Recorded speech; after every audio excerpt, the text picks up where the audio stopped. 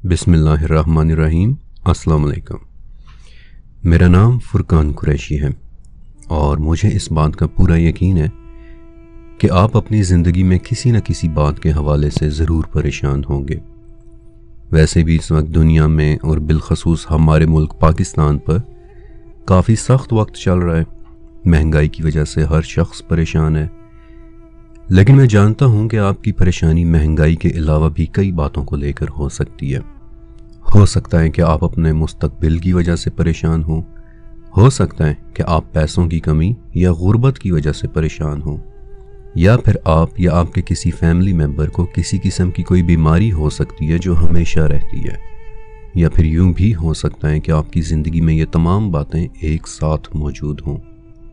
इतनी सारी बातों के होते हुए बाज़-औक़ात यूं लगने लग जाता है कि जैसे हम कई सरों वाले एक इफ़रीत से लड़ रहे हैं, और बाज़-औक़ात तो यूं भी लगने लग जाता है कि जैसे हम ये लड़ाई हारने ही वाले हैं, और परेशानी से मिली वो फीलिंग हमें डिप्रेशन में ले जाती है।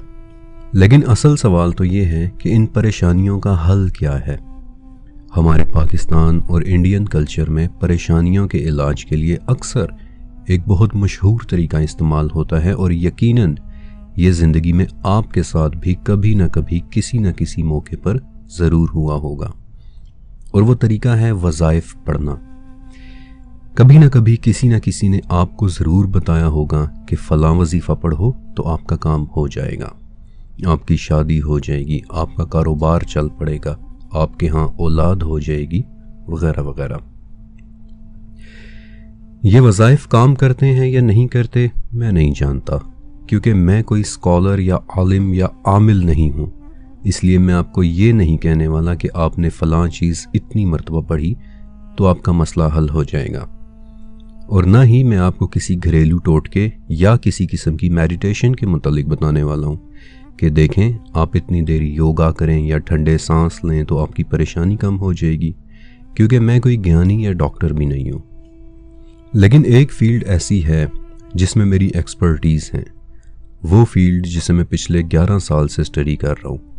लेकिन ये स्टडी भी मेरे किसी काम ना आती अगर अल्लाह ताला अचानक मेरे सामने इस सवाल का जवाब न ले आते तो।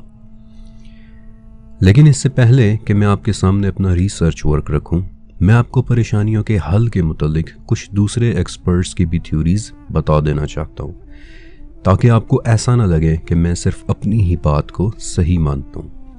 मसलन एक ऐसी बीमारी की बात करते हैं जो इस वक्त पाकिस्तान में तमाम बीमारियों की निस्बत सबसे ज़्यादा तेज़ी के साथ बढ़ रही है, यानी कि डिप्रेशन।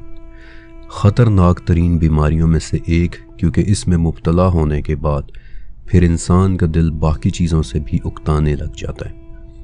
उसका किसी भी काम में दिल नहीं लगता, ना फैमिली में, ना कारोबार में, और ना ही पढ़ाई में। और डाटा दिखा रहा है कि कोविड-19 के बाद डिप्रेशन के मरीज़ों में इजाफा इस वक्त 2 गुना से भी ज़्यादा हो चुका है।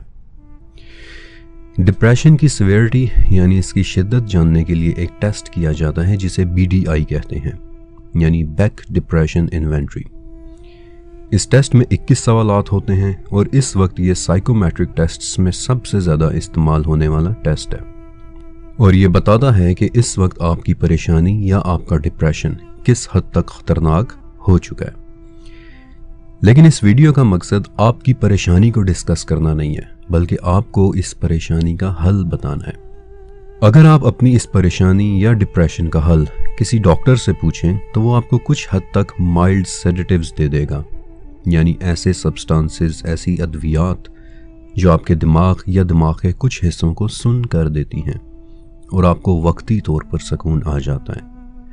और अगर आप अपनी परेशानी या डिप्रेशन का हल किसी साइकोलॉजिस्ट से पूछें तो वो आपको अपनी सोच बदलने का कहेगा कि देखें, परेशान कुन बातों पर ज़्यादा तवज्जो ना दें, कोशिश करें कि खुश रहें। और सोच बदलने के हवाले से कुछ बड़ी मशहूर किताबें भी मौजूद हैं, मसलन the power of positive thinking, या फिर मसलन नेपोलियन हिल ने एक बड़ी मशहूर किताब लिखी थी थिंक एंड ग्रो रिच। बल्कि ये किताब तो उर्दू तर्जुमे में भी काफ़ी मशहूर है कि सोचें और दौलत कमाएं। लेकिन मैं आपको किसी किस्म की कोई भी किताब पढ़ने का नहीं कहने वाला। हाँ, एक बहुत ख़ास वजह थी कि मैंने आपके साथ ये जिक्र किया کیونکہ میں آپ کی توجہ کو ایک خاص لفظ کی طرف لے کر جانا چاہتا تھا، اور وہ لفظ ہے تھنکنگ، یعنی آپ کی سوچ۔ لیکن سوچ بدلنے سے کیا ہوتا ہے؟ کیا پریشانی کے متعلق سوچنا چھوڑ دینے سے آپ کی پریشانی غائب ہو جاتی ہے؟ نہیں، ایسا کچھ نہیں ہوتا۔ اور پھر صرف یہ دعویٰ بھی کافی نہیں ہے کہ صرف سوچ بدل لینے سے پریشانیاں غائب ہو جاتی ہیں۔ اس لیے میں نے انسانی سوچ پر تھوڑا سا ریسرچ ورک کیا، اور اس حوالے سے مجھے کرسٹا ٹیلر کے کیے گئے کام سے ایک چیز کی تصدیق تو ضرور مل گئی کہ ڈپریشن اور ہمارے سوچنے کے انداز کے درمیان ایک تعلق ضرور ہے۔ اور یہاں میں بتاؤں گا 18ویں صدی میں گزرے ایک امریکن گھڑی ساز فینیس کوئمبی کے بارے میں، کہ جو اپنی گھڑیاں بنانے کی وجہ سے بہت مشہور تھے۔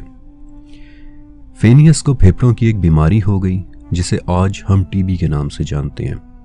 اب آپ کو پتہ ہی ہے کہ اگر ٹی بی کا علاج نہ کیا جائے تو اس میں انسان کی جان بھی جا سکتی ہے، اور یہ بات ہے 18ویں صدی کی، کہ جب ابھی ٹی بی کا علاج بھی دریافت نہیں ہوا تھا۔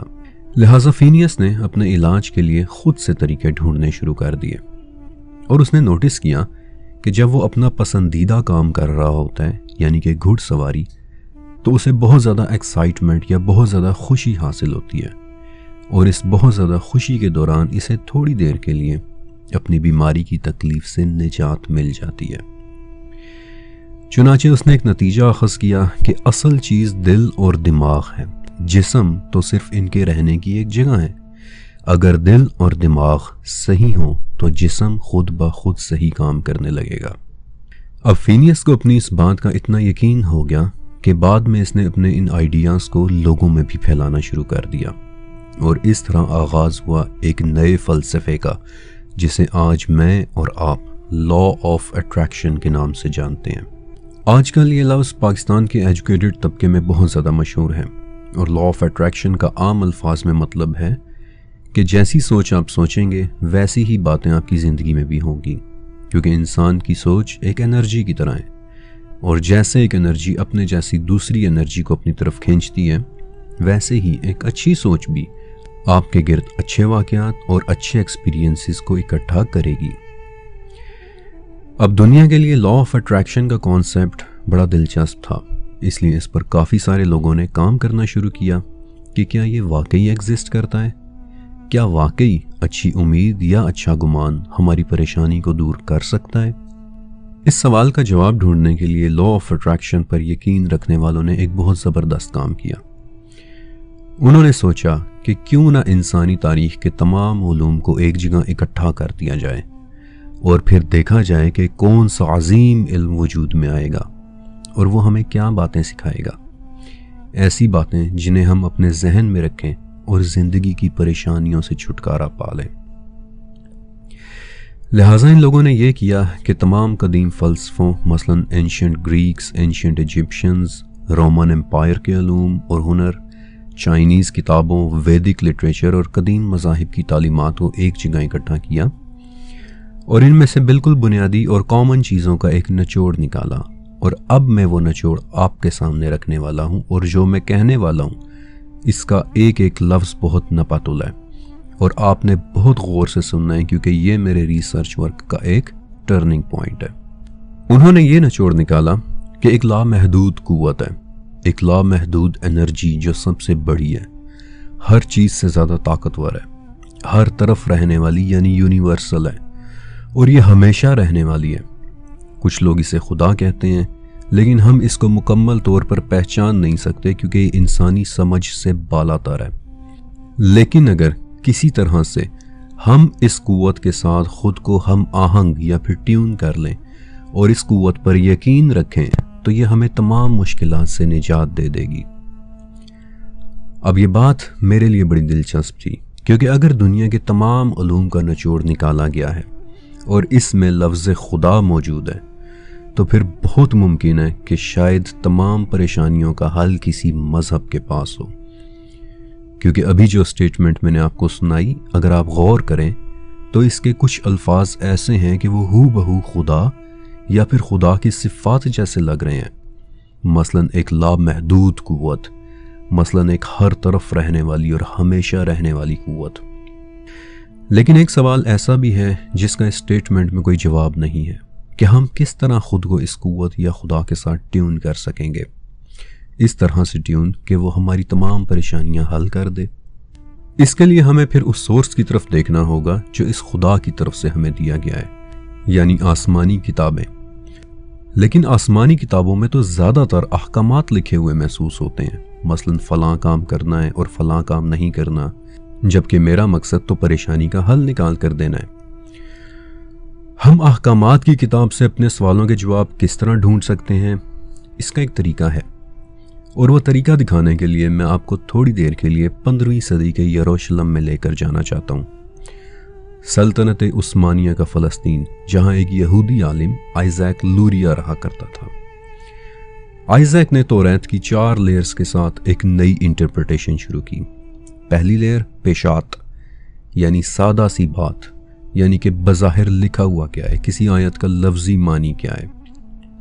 دوسری لیئر رمیز، یعنی آیت میں اشارہ کس طرف کیا جا رہا ہے۔ تیسری لیئر درش، یعنی سبق، کہ ہم اس آیت سے سبق کیا سیکھ سکتے ہیں۔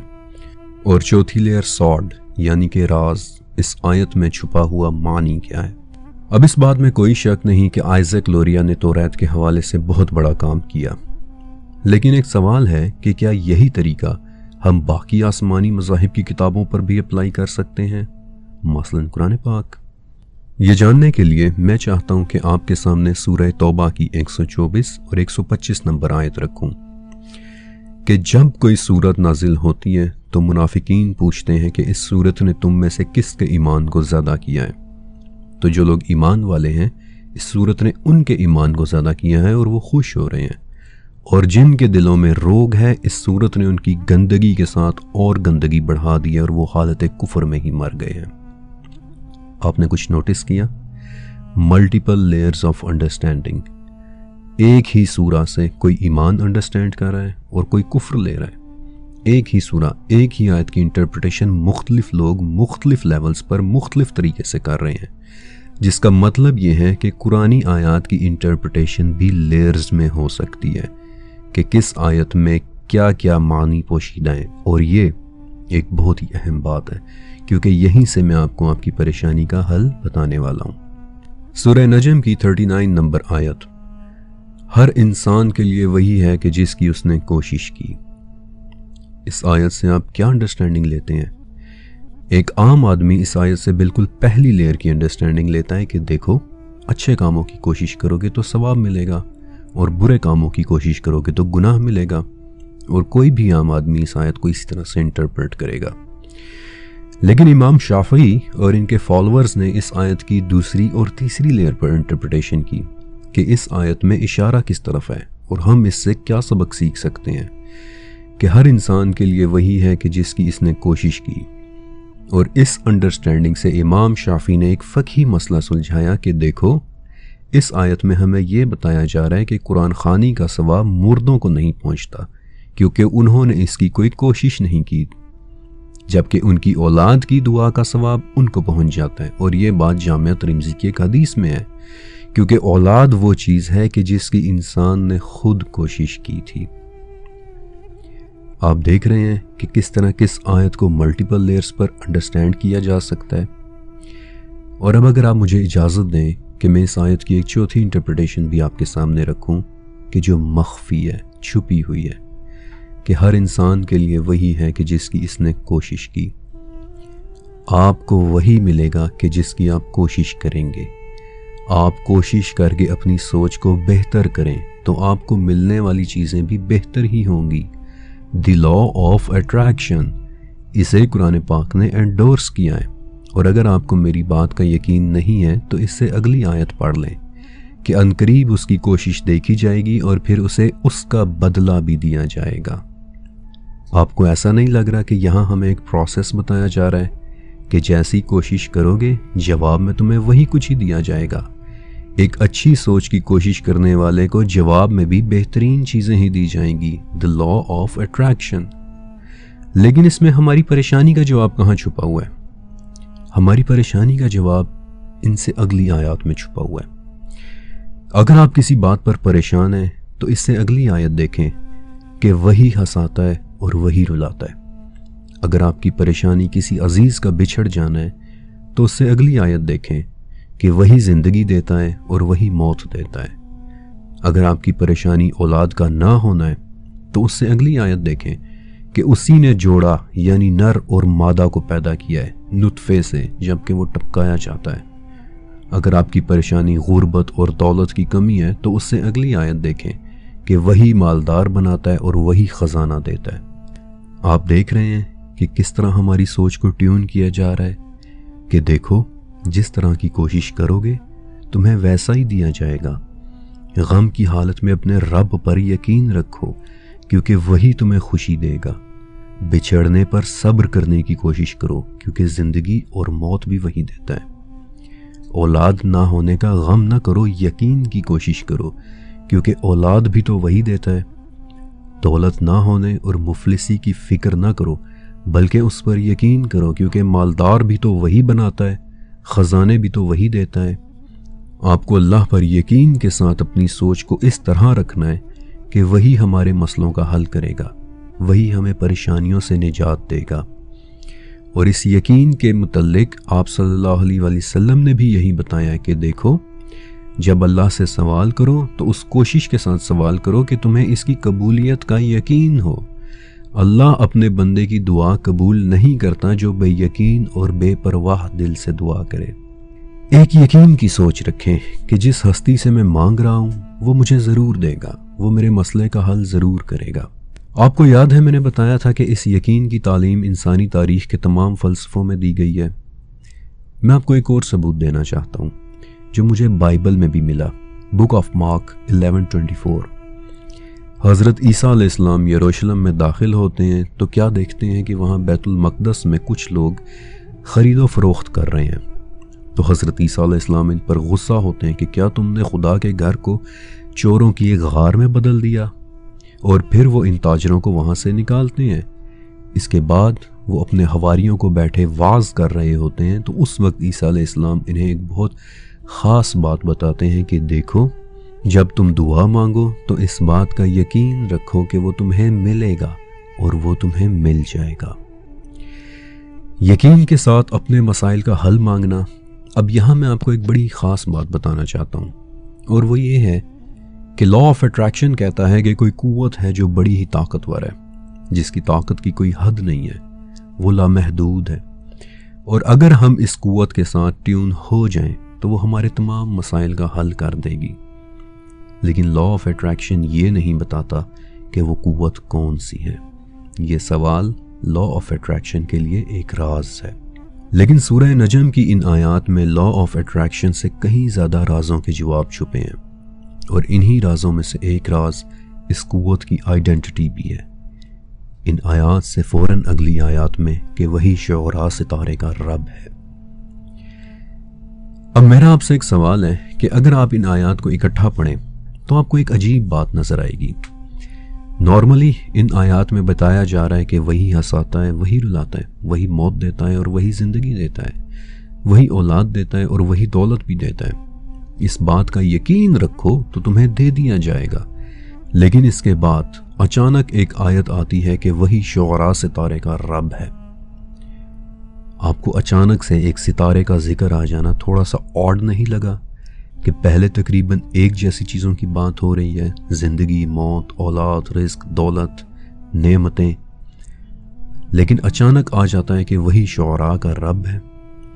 شعراء کے متعلق آپ کیا جانتے ہیں؟ شعراء ایک ستارے کا نام ہے، اور یہ کوئی عام ستارہ نہیں ہے بلکہ یہ رات کے آسمان میں سب سے چمکدار ستارے کا نام ہے، اور انگلش میں ہم اس ستارے کو سیریس کے نام سے جانتے ہیں۔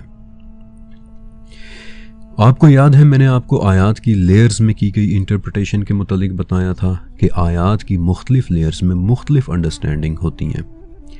پہلی لیئر یعنی لفظی معنی میں تو اس آیت کا بڑا سمپل سا مطلب ہے کہ ہاں آسمان میں جتنے بڑے بڑے ستارے ہیں وہ اسی نے بنائے ہیں، اور یہی ایک عام انسان کی انڈرسٹینڈنگ ہے۔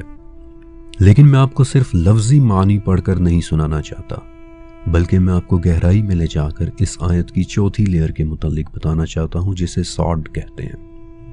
ایک راز کہ اس آیت میں راز کون سا چھپا ہوا ہے۔ شعراء ستارے میں ایسا کیا خاص ہے کہ اچانک ان آیات میں اس کا نام آ جاتا ہے؟ اچانک ایک ستارے کا ذکر آ جانے میں چھپے راز کو جاننے کے لیے میں شعراء ستارے سے ریلیٹڈ پچھلے 4000 سال پر مبنی انفارمیشن کو اسٹڈی کیا، اور میں نے دیکھا کہ تاریخ میں شعراء ستارے کو 50 سے زیادہ نام دیے جا چکے ہیں۔ مثلاً اس کا ایک نام قدیم مصریوں نے رکھا تھا، الحبور، یعنی کتے کا سر، اور شاید یہ آپ کو ایک بے معنی سا نام لگے، لیکن اگر آپ نے ایجپشن مائتھولوجی کو اسٹڈی کیا ہے تو آپ جانتے ہوں گے کہ کتے کے سر والا انوبس قدیم مصریوں کے لیے ایک معبود تھا، یعنی شعراء ستارہ قدیم مصریوں کے لیے ان کے معبود کی ایک شکل تھا۔ پھر انڈیا میں شعراء کا سنسکرت نام مرگوید تھا، یعنی ہرن کا شکاری، جو ایک ہندو خدا رودرا یا پھر شیوا کا نام ہے، یعنی شعراء ان کے معبود کی ایک شکل تھا۔ پھر ساؤتھ انڈیا کی مالاباری زبان میں شعراء کا نام مکر جیوتی، جس کی سبری مالا مندر میں عبادت ہوتی تھی، ان کا ایک معبود تھا۔ اسکینڈینیوین ممالک یعنی ناروے اور سویڈن اور ڈنمارک میں شعراء کا نام لوکابرینا، یعنی لوکی کی مشعل، جو نورس مائتھولوجی میں بھی ایک معبود تھا۔ پھر میڈیول یورپ اور عرب دنیا میں شعراء کا شمار ان 15 ستاروں میں ہوتا تھا جو جادو کے لیے استعمال ہوتے تھے۔ زرتشت، جو کہ قدیم ترین مذاہب میں سے ایک ہے، اس کے مقدس ٹیکسٹ آوستا میں شعراء کو تیر کہہ کر ریفر کیا گیا ہے، جس کا مطلب معبود ہوتا ہے۔ اور سینیگال اور موریتانیہ کے کلچرز میں شعراء کا نام یونیر ہے، جو پوری کائنات کا ایک سمبل ہے۔ آپ کو یہ ساری انفارمیشن سننے کے بعد ایک پیٹرن بنتا ہوا نظر آ رہا ہے، وہی شعراء ستارے کا رب ہے۔ اس میں کیا راز چھپا ہوا ہے کہ اس پر یقین رکھو، کیونکہ وہ تمہارے معبودوں کا بھی معبود ہے، وہ ہمیشہ سے ہیں، تم سے پہلے والوں کی پریشانیاں بھی وہی دور کرتا تھا۔ اس پر یقین رکھو، وہ تمہاری بھی پریشانیاں دور کرے گا۔ لیکن وہ کون ہے؟ وہ کون سی قوت ہے کہ جس پر ہمیں یقین کرنا ہوگا کہ وہ ہماری پریشانیاں ختم کر سکتا ہے؟ اس بات کا جواب آپ کو ان آیات کے شروع میں ہی مل جائے گا کہ اس کا ذکر تو موسیٰ اور ابراہیم کے صحیفوں میں بھی ہے۔ اور اس پوائنٹ پر میں آپ کو آج سے 4000 سال پہلے دیا گیا ایک پیغام سنوانا چاہتا ہوں، جو پہلے ابراہیم علیہ السلام کو دے کر بھیجا گیا، پھر موسیٰ علیہ السلام کو بھی، اور اسی پیغام کو داؤد علیہ السلام بھی پہاڑوں میں پڑھا کرتے تھے، اور پھر جس پر پہاڑ بھی ان کے ساتھ تسبیح کیا کرتے تھے۔ اور یہ پیغام توریت میں لکھا ہوا ہے، اور میں چاہتا ہوں کہ آپ اسے سنیں۔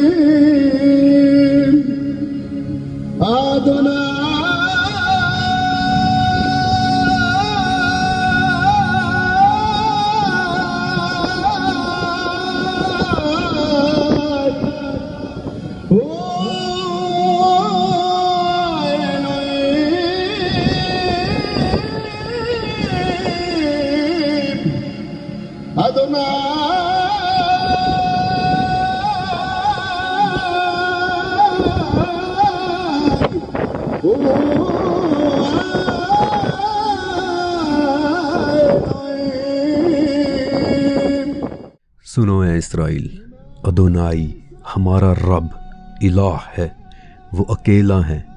ادونائی یعنی ہمارا رب وہی الہ ہے، ہمارا رب اکیلا ہے، وہی الہ ہے۔ یہی پیغام آپ کو اسلام میں بھی ملے گا، دن میں 5 مرتبہ ملے گا۔ اشہد ان لا الہ الا اللہ، اشہد ان لا الہ الا اللہ۔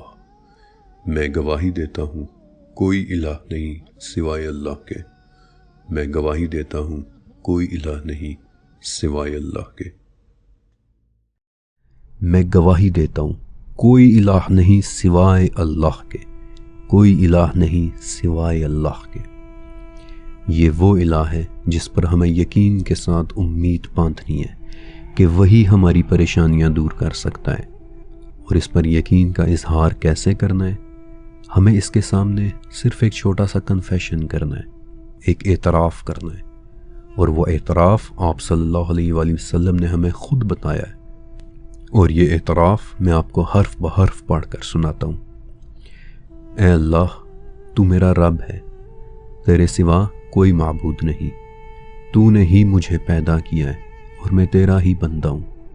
اے اللہ، میں اپنی طاقت کے مطابق تجھ سے کیے ہوئے عہد اور وعدے پر قائم ہوں۔ میں ان بری حرکتوں کا اقرار کرتا ہوں جو میں نے کی ہیں، میں ان نعمتوں کا بھی اقرار کرتا ہوں جو تو نے مجھے دی ہیں۔ مجھے معاف کر دے، تیرے سوا اور کوئی بھی گناہ معاف نہیں کرتا۔ آپ جانتے ہیں کہ نبی کریم صلی اللہ علیہ وآلہ وسلم نے فرمایا تھا کہ جس نے اس دعا کے الفاظ پہ دل سے یقین رکھتے ہوئے اسے مانگا اور دن کو اس کی موت ہو گئی تو شام سے پہلے وہ جنتی ہے، اور اگر رات کو اس کی موت ہو گئی تو صبح سے پہلے وہ جنتی ہے۔ اوریجنل لا آف اٹریکشن، کہ اس پر یقین رکھو کہ وہ ہماری پریشانیاں دور کر سکتا ہے، اور صرف وہی ہے کہ جو کر سکتا ہے۔ مسند احمد میں صفوان بن محرز کہتے ہیں کہ میں عبداللہ ابن عمر رضی اللہ تعالیٰ عنہ کے ساتھ تھا، تو ایک آدمی آیا اور اس نے پوچھا کہ قیامت والے دن اللہ اپنے بندے سے سرگوشی کرے گا، کیا آپ نے کبھی اس کے بارے میں نبی سے کچھ سنا ہے؟ عبداللہ کہتے ہیں کہ ہاں، اللہ تعالیٰ اپنے بندے کو اپنے قریب کرے گا، اس پر اپنا ہاتھ رکھ کر اسے لوگوں سے چھپا لے گا، اور پھر اس سے پوچھے گا کہ کیا تجھے اپنا فلاں گناہ یاد ہے؟ کیا تجھے اپنا فلاں گناہ بھی یاد ہے؟ کیا تجھے اپنے فلاں گناہ کا علم ہے؟ یہاں تک کہ وہ شخص اپنے تمام گناہوں کا اعتراف کر لے گا اور وہ سمجھے گا کہ اب بس وہ ہلاک ہونے ہی والا ہے، لیکن تب اللہ تعالیٰ اس شخص کو کہے گا کہ میں نے دنیا میں تیرے ان گناہوں کو لوگوں سے چھپا کر رکھا، اور آج میں تیرے ان تمام گناہوں کو معاف کرتا ہوں۔ ایک ایسا رب کہ جو اکیلا ہے، جو سب کا معبود ہے، جو واحد ہے، جو میرے گناہوں کو بھی چھپا لیتا ہے، میں اس پر کیوں نہ یقین رکھ کر دعا مانگوں کہ وہ میری ہر پریشانی کو دور کر سکتا ہے۔